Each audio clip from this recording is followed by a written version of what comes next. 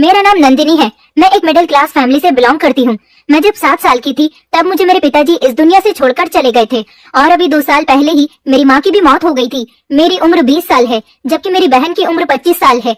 मेरी बड़ी दीदी जिनका नाम सुहानी है, हम दोनों बहनें अपने घर में अकेले ही रहते थे। मेरी दीदी जॉब करती थी और उन्होंने अपने ऑफिस में काम करने वाले एक लड़के को पसंद कर लिया था और वो उसी के साथ शादी करना चाहती थी। अब हम दोनों बहनों के अलावा हमारा तो कोई था नहीं, हमारा कोई भाई भी नहीं था। हम दोनों बहनें एक दूसरे का सहारा थे। मेरी दीदी ने मेरा हमेशा ही बहुत ख्याल रखा था। वो मेरे साथ बिल्कुल एक माँ की तरह रहती थी।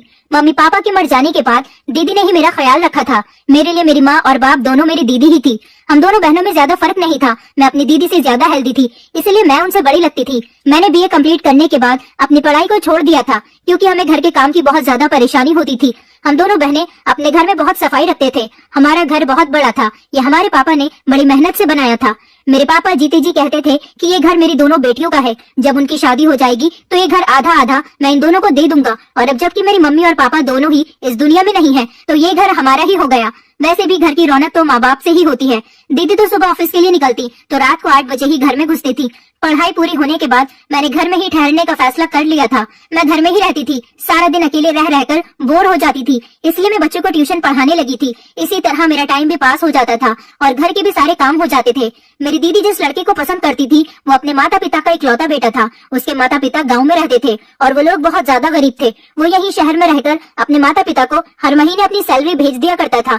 जब उसने मेरी दीदी को पसंद कर लिया तो उसने मेरी दीदी के साथ शादी करने का फैसला कर लिया। हमें तो इस रिश्ते से कोई एतराज नहीं था क्योंकि लड़का बहुत अच्छा था। मुझे भी बहुत अच्छा लगा था और वो मेरी दीदी से बहुत ज्यादा प्यार करता था। उसने अपने माता पिता को मेरी दीदी के बारे में सब कुछ बता दिया था और दीदी की फोटो भी सेंड कर दी थी। उसके घर वालों को मेरी दीदी बहुत पसंद आई थी और उन्होंने इस रिश्ते के लिए हाँ कर दी थी और कहा था कि जल्द से जल्द शादी करके हमारी बहू को हमारे पास भेज दो। मेरी दीदी गाँव नहीं जाना चाहती थी। वैसे भी सुनील जीजू तो शहर में काम करते थे। मेरी दीदी ने सोचा कि जब सुनील शहर में काम करता है तो वो गांव जाकर क्या करेगी। सुनील जीजू ने अपने माता पिता से जब इस बारे में बात की तो उन्होंने कहा कि बस हमें इसी बात का डर है कि पत्नी मिल जाने के बाद तुम बदल न जाना, हम बूढ़े माता पिता का क्या होगा।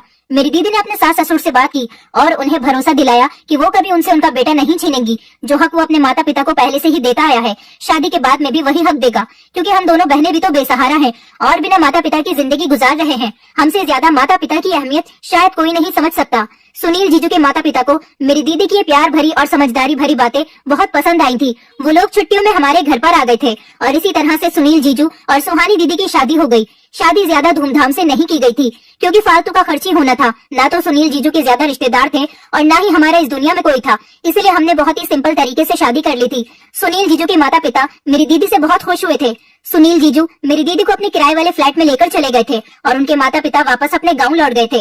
एक हफ्ता मेरी दीदी वहां पर रही। उनको हमेशा मेरी फिक्र लगी रहती थी और पूरा एक हफ्ता मैंने अपनी दीदी के बगैर इस घर में बड़ी मुश्किल से गुजारा था क्योंकि हमारा घर बहुत बड़ा था। हमारे घर में लगभग 5 कमरे थे और सारे ही कमरों के अंदर वॉशरूम और बाथरूम अटैच थे। 2 मंजिल का घर था। मुझे इतने बड़े घर में दीदी के जाने के बाद बहुत डर लग रहा था। 3-4 दिन तो मेरी फ्रेंड मेरे साथ रहकर चली गई थी, लेकिन भला वो भी मेरे साथ मेरे घर में कब तक रह सकती थी। उसके बाद वो अपने घर चली गई। दीदी मुझसे बहुत प्यार करती थी। उन्हें मेरी बहुत फिक्र लगी हुई थी कि मैं किस तरह से अकेले घर में रह रही होंगी। और फिर मैं जॉब भी तो नहीं करती थी, दीदी ही तो जॉब करती थी। उन्हीं की कमाई से तो मेरा भी गुजर बसर हो रहा था। दीदी की शादी को 1 हफ्ते से ज्यादा ही हुआ था। दीदी अपने सामान के साथ हमारे घर पर आ गई और उन्होंने कहा कि मेरा तुम्हारे बिना दिल नहीं लगता, मुझे हमेशा तुम्हारी फिक्र लगी रहती है, मैं तुम्हारे साथ यहीं पर ही रहूंगी। मैंने दीदी को बोला भी कि कहीं ऐसा न हो कि सुनील जीजू नाराज हो जाए। दीदी ने कहा उन्हें भी तुम्हारी फिक्र थी, उन्हें जब मुझसे मिलना होगा वो यहाँ पर आ जाएंगे। पर मुझे ये सब कुछ अच्छा नहीं लगा था। लड़की का असल घर उसकी ससुराल ही होता है। मेरे दिमाग में अचानक ही एक आइडिया आ गया। हमारा घर बहुत बड़ा था और हमारे घर में कमरे भी बहुत सारे खाली पड़े हुए थे। सिर्फ मैं और मेरी दीदी एक ही कमरा तो इस्तेमाल करते थे। इसलिए मैंने अपना आइडिया अपनी दीदी को बताया कि क्यों ना आप और जीजू हमारे ही घर पर रह लो। वैसे भी सुनील जीजू कितने सालों से किराए के फ्लैट में रह रहे हैं। आप दोनों इस घर में रहोगे तो आपका किराया भी बचेगा और आप दोनों को मेरी भी फिक्र नहीं होगी। इस चीज से मुझे भी फायदा होगा। मुझसे भी यहाँ का अकेलापन बर्दाश्त नहीं हो रहा था। मुझे भी आप लोगों का साथ मिलेगा तो बहुत खुशी मिलेगी। दीदी को भी मेरा ये आइडिया बहुत पसंद आया था। फिर उन्होंने अपना आइडिया सुनील जीजू को बताया। सुनील जीजू ने कहा, बात तो बिल्कुल ठीक है, लेकिन मैं फ्री में वहाँ पर नहीं रह सकता, मुझे अच्छा नहीं लगेगा। दीदी ने कहा, आप एक बार घर आ जाओ, फिर साथ बैठकर बातें करते हैं। ये कहकर दीदी ने फोन काट दिया था। जब रात के टाइम पर सुनील जीजू घर आए तो मैंने उन्हें घर में रहने के लिए तैयार कर लिया था और ये भी कहा था कि आप लोग किराए की जगह मुझे अपना समझकर अपने साथ रख लो, यही मेरे लिए बहुत है। सुनील जीजू मुझे अपनी बहन समझते थे। उन्होंने कहा, मेरा इरादा तो था कि मैं तुम्हें अपने साथ फ्लैट में ही ले चलूं, लेकिन फ्लैट बहुत ज्यादा छोटा है, हम दो लोगों का गुजारा ही वहाँ पर बड़ी मुश्किल से होगा, इसलिए मैंने तुम्हें वहाँ ले जाने के लिए नहीं कहा। मैंने कहा, कोई बात नहीं, अब आप लोग यहाँ पर मेरे साथ रहोगे, अब यही आपका घर है। वैसे भी ये घर मेरी दीदी और मेरा दोनों का ही तो है। सुनील जीजू बहुत अच्छे थे, वो हमारे घर में रहने के लिए तैयार हो गए। उन्होंने अपना फ्लैट खाली कर दिया और वहाँ से सामान हमारे घर में शिफ्ट हो गया। अब दीदी और जीजू सुबह को साथ जॉब करने के लिए चले जाते थे और मैं उन दोनों पति पत्नी के लिए रात का खाना तैयार कर लिया करती थी। इसी तरह से दिन गुजरते चले गए। मेरी दीदी की शादी को पूरे 2 साल हो गए थे और अभी तक मेरी दीदी को कोई औलाद नहीं हो सकी थी। दीदी को भी बच्चों का बहुत शौक था। उधर सुनील जीजू को भी बच्चे बहुत अच्छे लगते थे। दीदी ने काफी सारे डॉक्टर को भी दिखा दिया था, पर रिजल्ट कुछ भी नहीं आया था। और फिर धीरे धीरे 4 और फिर 5 साल मेरी दीदी की शादी को गुजर गए थे और अभी तक हमारे घर में बच्चों की किलकारी नहीं गूंजी थी।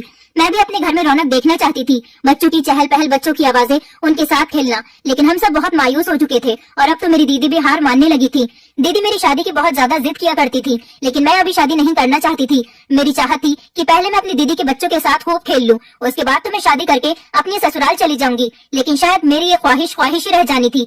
किसी ने हमें तीर्थ यात्रा पर जाने की राय दी थी, तो किसी ने हमें घर में हवन करने के लिए कहा था और किसी ने तांत्रिक बाबा के पास जाने के लिए बोला था। मैं खुद दीदी के साथ हर जगह जाती थी, क्योंकि वो भी तो अकेली होती थी। सुनील जीजू तो ऑफिस चले जाते थे। मेरी दीदी ने शादी के 3 साल तक जॉब की, फिर मेरी दीदी की तबीयत खराब रहने लगी थी और फिर उनको प्रेगनेंसी भी नहीं रही थी।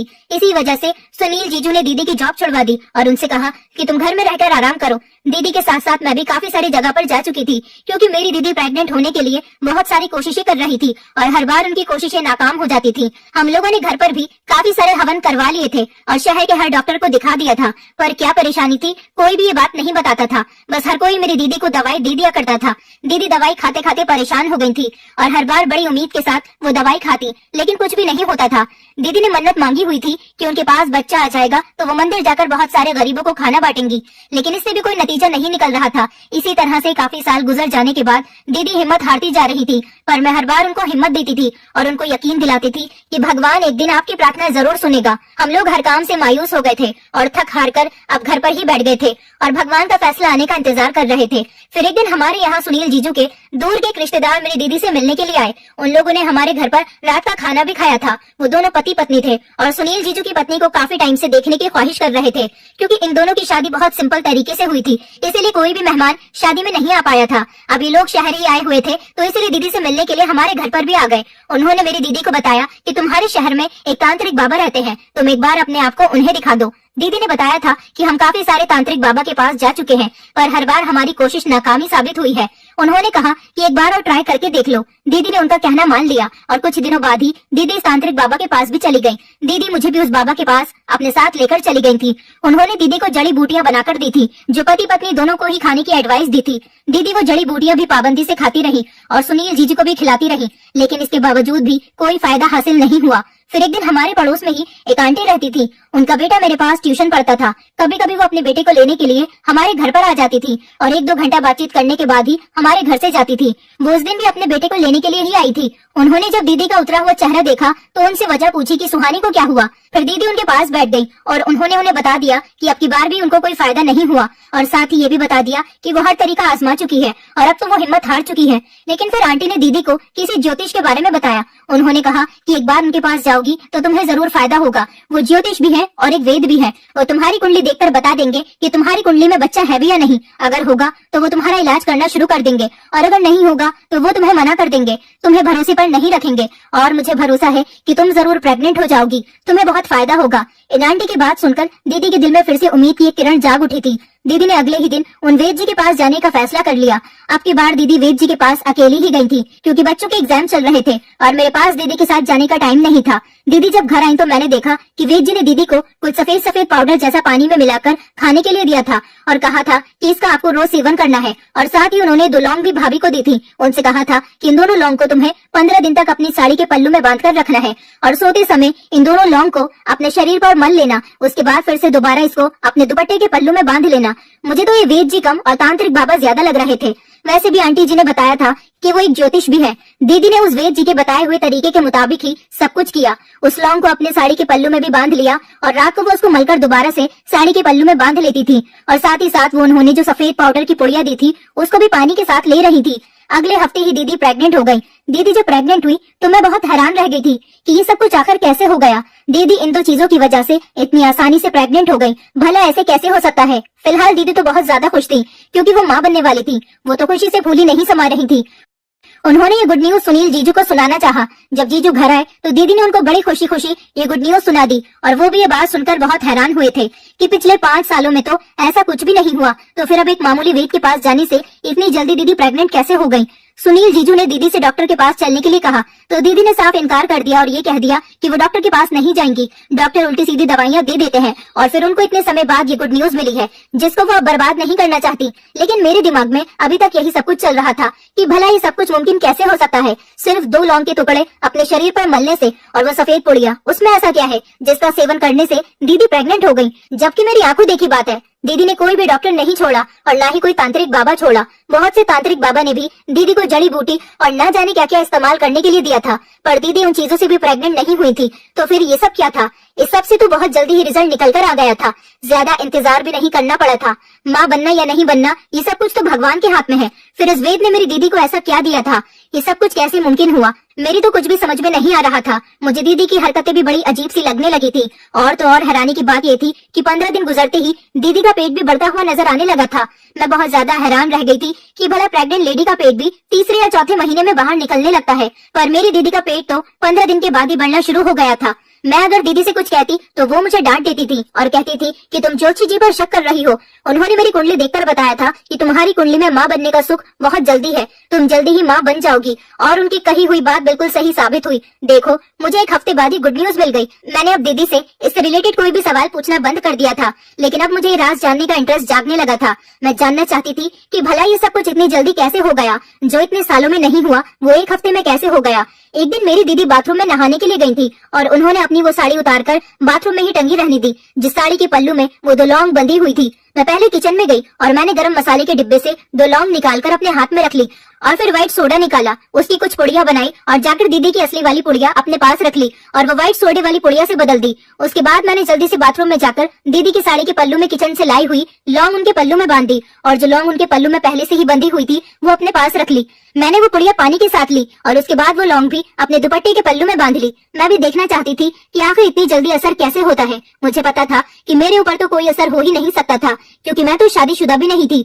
ये सब किए हुए मुझे लगभग 4-5 दिन हो गए थे और मुझे कुछ भी नहीं हुआ था। मैं बहुत ज्यादा बेफिक्र हो गई थी और समझ गई थी कि ये ज्योतिष मेरी दीदी को बेवकूफ बना रहा है। मैं यही सब कुछ सोच रही थी। रात का टाइम था और फिर मैं सो गई। जब सुबह मेरी आंख खुली तो ये देखकर मेरे पैरों तले से जमीन निकल गई कि मेरा पेट दीदी की तरह बड़ा हुआ था। इसका मतलब मैं भी प्रेग्नेंट हो गई थी। मैं बहुत परेशान हो गई थी कि मेरे पेट को अचानक क्या हो गया। मेरा पेट बिल्कुल प्रेग्नेंट लेडी की तरह हो गया था। मैं परेशान थी कि मेरी तो अभी तक शादी भी नहीं हुई, फिर मैं प्रेग्नेंट कैसे हो सकती हूँ। मैं अब बिल्कुल प्रेग्नेंट औरत की तरह लग रही थी। अब मैं दीदी और जीजू के सामने भी नहीं आती थी और मुझे रह रहकर ये ख्याल आ रहा था कि मैं दुनिया वालों से कैसे नजर मिलाऊंगी। कोई भी मेरी बात पर यकीन नहीं करेगा। मैंने बच्चों के पेरेंट्स को भी फोन करके मना कर दिया था कि वो ट्यूशन पढ़ने के लिए ना आए। मैं कुछ दिनों के लिए कहीं बाहर जा रही हूँ।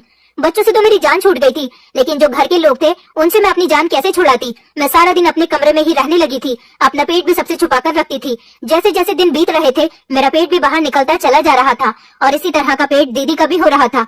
उनका पेट बढ़ना तो प्रेगनेंसी की निशानी था, पर भला मेरे साथ ये सब कुछ क्या हो रहा था। मुझे कोई देख न ले इसलिए मैं कमरे से बाहर भी नहीं निकलती थी। दीदी जब मुझे किसी काम के लिए आवाज लगाती तो मैं कोई न कोई बहाना बनाकर बाहर न आने पर उनसे इनकार कर दिया करती थी। जीजू भी दीदी से मेरे बारे में पूछते थे कि नंदिनी कहीं दिखाई नहीं दे रही, आजकल वो मुझसे बातचीत भी नहीं करती है। दीदी ये कह देती थी कि शायद उसकी तबीयत ठीक नहीं है, कमरे से ज्यादा बाहर ही नहीं निकलती। काफी दिन तक तो मैंने ये सब कुछ संभाल लिया था, लेकिन एक दिन दीदी मेरे कमरे में आ ही गई थी और मुझे देखकर बहुत हैरान रह गई थी। उन्होंने मेरे मुंह पर थप्पड़ भी मार दिया था और कहा था कि अगर ऐसी कोई बात थी तो तुम हमें भी तो बता सकती थी, हम खामोशी से तुम्हारी शादी कर देते, पर तुम्हें हमारी इज्जत पर दाग लगाने की क्या जरूरत थी। मैं बहुत ज्यादा शर्मिंदा हो रही थी और मेरी समझ नहीं आ रहा था कि दीदी को किस तरह से अपनी सच्चाई का यकीन दिलाऊं। दीदी मुझसे पूछ रही थी कि बताओ ये सब कुछ किसने किया और वो कौन है। मुझसे उनको कुछ बताया ही नहीं जा रहा था और मैं रोने लगी। मेरी आंखों से लगातार आंसू निकल रहे थे। दीदी के बहुत ज्यादा जिद करने पर मैंने उनको बताया कि आपको जो पुड़िया वाली दवाई वेद जी ने दी थी और जो लौंग आपके पल्लू में बांधने के लिए दी थी, वो लौंग मैंने आपके पल्लू से चोरी करके अपने पल्लू में बांध ली थी और आपकी पुड़िया वाली दवाई को भी मैंने बदलकर असली वाली पुड़िया की दवाई को खा लिया था। मैं ये जानना चाहती थी कि आप अचानक इतनी जल्दी प्रेग्नेंट कैसे हो गई थी। बस इसी सब की वजह से मेरा पेट बाहर निकल आया। दीदी मैं आपसे हाथ जोड़कर रिक्वेस्ट करती हूँ कि अपनी बहन पर भरोसा रखो। आपकी बहन ने कभी कुछ भी गलत करने के बारे में सोचा तक नहीं। जो मैं बता रही हूँ वही सच है। यही वजह है कि मेरा पेट प्रेग्नेंट लेडी की तरह लगने लगा। दीदी को भी ये सब कुछ सुनकर बहुत हैरत हुई थी कि मैं तो शादीशुदा भी नहीं थी, फिर मेरे साथ ऐसा कैसे हुआ। फिर दीदी ने मुझे कहा कि तुम अभी कुछ दिन तक अपने कमरे में ही रहना और बिल्कुल भी तुम्हें बाहर निकलने की जरूरत नहीं, चाहे कुछ भी हो जाए, लेकिन तुम अभी कमरे से बाहर मत आना। मैंने दीदी से कहा अगर घर पर कोई आ गया और उसने मेरे बारे में पूछा तो। दीदी कहने लगी मैं उन्हें खुद संभाल लूंगी। मैंने दीदी की कही हुई बात पर यकीन कर लिया था। मुझे अपने ट्यूशन के बच्चों की छुट्टी करते हुए काफी दिन हो गए थे, इसीलिए उनके पेरेंट्स का आना जाना हमारे घर पर लग रहा था और वो मेरे बारे में पूछ रहे थे। दीदी ने काफी लोगों को तो ये कहकर रवाना कर दिया था कि मैं शहर से बाहर गई हुई हूँ, कुछ दिनों बाद ही वापस लौटूंगी। कोई भी घर पर आता था तो मैं अपने कमरे से बाहर ही नहीं निकलती थी, लेकिन भला ये राज कब तक छुपता, कभी न कभी तो सबके सामने आना ही था। और फिर एक दिन आ भी गया था। एक दिन फिर से एक बच्चे की मम्मी हमारे घर पर आई, लेकिन वो तो हमारे घर पर जमकर ही बैठ गई थी। दीदी ने उन्हें बताया और उनके सामने चाय नाश्ता भी रख दिया। अब वो दीदी से बातें कर रही थी कि अचानक उन्हें हमारा पूरा घर देखने का ख्याल आ गया।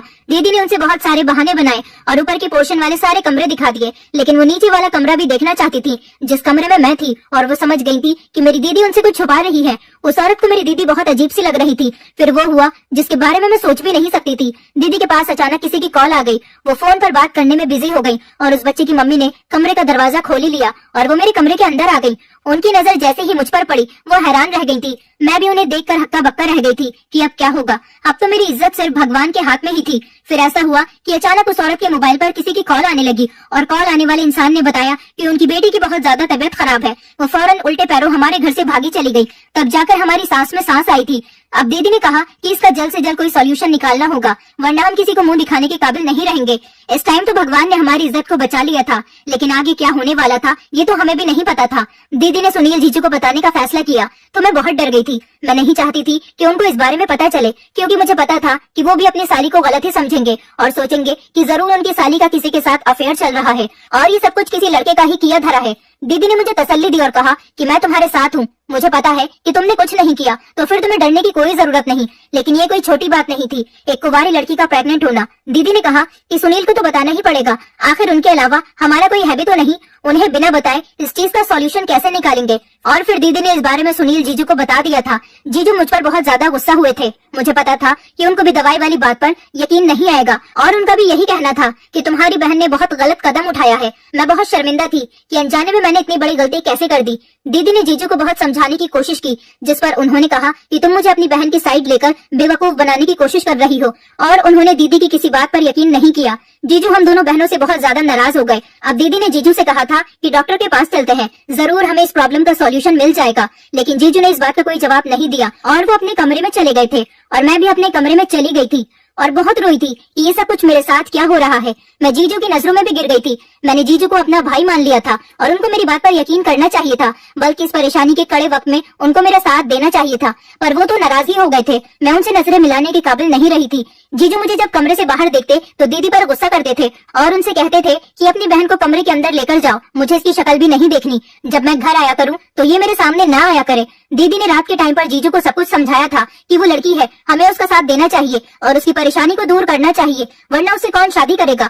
फाइनली जीजू मुझे डॉक्टर के पास ले जाने के लिए तैयार हो गए थे, लेकिन जीजू ने दीदी से सख्ती से मना किया था कि दिन के टाइम पर तुम इसे अपने साथ घर से बाहर लेकर मत निकलना, मौका देखकर ही तुम इसे डॉक्टर के पास लेकर जाना। दीदी मुझे मौका देखकर डॉक्टर के पास ले आई थी। मैं बहुत घबरा गई थी कि अब क्या होगा मेरे साथ। डॉक्टर के क्लिनिक पर काफी भीड़ थी। वहाँ पर हम लोग लगभग 1 घंटा बैठे रहे थे, लेकिन जब हमारा नंबर आने लगा तो डॉक्टर के चेकअप करने का टाइम खत्म हो गया था और अब हमें कल फिर से दोबारा यहाँ पर आना था। हम लोग घर चले गए थे। हम लोग घर आए तो जीजू ने दीदी से पूछा कि क्या हुआ, डॉक्टर ने क्या बताया, जिस पर दीदी ने बताया कि डॉक्टर के चेकअप का टाइम खत्म हो गया था, इसलिए हम घर को वापस आ गए और अब हम कल फिर से जाएंगे। मेरी ये रात बड़ी भारी गुजरी थी और मुझे दिन निकलने का इंतजार था। मैं सारी रात जागती रही थी। मुझे इंतजार था कि कब सुबह होगी और मेरी मुश्किल खत्म होगी। फिलहाल सुबह हो गई थी और मैं लगभग 10 बजे के टाइम पर दीदी के साथ डॉक्टर के क्लिनिक पर फिर से चली गई थी। हम लोग चेकअप करवाने के लिए घर से निकल गए थे।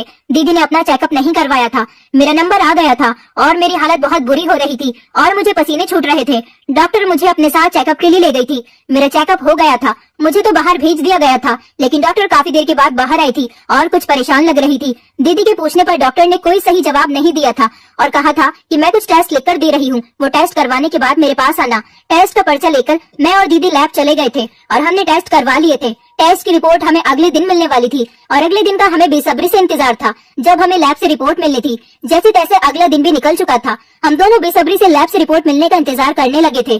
दोपहर के 2 बजे मैं और दीदी लैब चले गए थे। वहाँ से रिपोर्ट्स लेकर हम फौरन डॉक्टर के पास चले गए। डॉक्टर ने रिपोर्ट देखी और बताया कि ये प्रेग्नेंट नहीं है, सिर्फ पेट में इन्फेक्शन हो गया है, जिसकी वजह से पेट फूल गया और पेट के चारों हिस्से पर चर्बी जम गई है। ये बात सुनने के बाद मैंने तो सुकून का सांस लिया था। मैं बहुत ज्यादा बेफिक्र हो गई थी कि चलो अच्छा है, जैसा मैंने सोचा था वैसा कुछ भी नहीं है।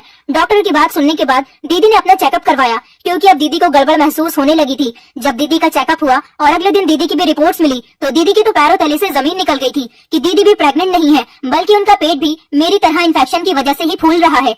दीदी को अभी यकीन हो चुका था कि वो वेद एक फ्रॉड आदमी है और लोगों को पैसों के नाम पर ठग रहा है, बल्कि अपनी दवाई से वो लोगों के पेट में बीमारियां पैदा कर रहा है। दीदी मेरे सामने बहुत शर्मिंदा हो गई थी। ये बात जब जीजू को पता चली तो वो भी बहुत अफसोस में चले गए थे और उन्होंने मुझ पर जितना भी गुस्सा किया था उसके लिए वो मुझसे माफी मांगने लगे। दीदी ने भी मुझसे कहा था कि मैं भी इतनी समझदार होने के बावजूद भी एक वेद और ज्योतिष जैसे आदमी पर भरोसा कर बैठी। उस आदमी की उस पुड़िया वाली घटिया दवाई की वजह से हम दोनों बहनों के पेट में इन्फेक्शन हो गया था। इस चीज का ट्रीटमेंट तो हमारा शुरू हो गया था। वो आदमी इस तरह से न जाने कितने लोगों को बेवकूफ बना रहा था और उनके पेट में बीमारियां पैदा कर रहा था। मेरी दीदी और जीजू ने मिलकर उस फ्रॉड वेद के खिलाफ पुलिस में केस दर्ज कर दिया। पुलिस ने उसको और उसकी टीम को अरेस्ट कर लिया था, क्योंकि ऐसी न जाने कितनी औरतें थी जो इस आदमी की घटिया दवाई का शिकार हो गई थी। मेरी दीदी ने भी ये सब कुछ इसलिए किया था क्योंकि वो प्रेग्नेंट नहीं हो पा रही थी और औलाद की खातिर तो औरत सब कुछ कर गुजरने के लिए तैयार हो जाती है। मेरी दीदी ने भगवान से मांगने के बजाय ऐसे लोगों पर भरोसा किया था जिसके हाथ में कुछ नहीं होता और जिन्होंने सिर्फ मेरी दीदी से पैसे ही लूटे थे। मेरी दीदी ने काफी दिनों तक प्रार्थना की और अपनी औलाद के लिए रोती रही। आखिरकार भगवान ने उनकी प्रार्थना सुन ही ली और इस हादसे के लगभग 6 महीने बाद मेरी दीदी प्रेग्नेंट हो गई थी और पूरे 9 महीने होने के बाद मेरी दीदी ने एक प्यारे से बेटे को जन्म दिया। मेरी दीदी और जीजू बहुत ज्यादा खुश थे और अपने बेटे को देखकर फूले नहीं समाते थे।